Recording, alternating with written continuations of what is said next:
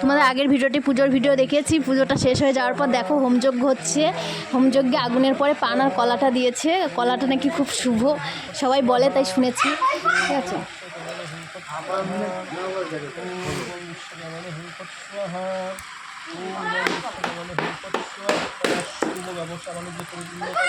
দেখো যজ্ঞের আগুনটা কতদূর উঠছে। এই যজ্ঞের আগুনের কলাটা নাকি ফাটলে মানে যার নামে পুজো দেওয়া হচ্ছে তার মনটা নাকি খুব বড় হয়, ব্রাহ্মণ বলে, এটা শুনেছি।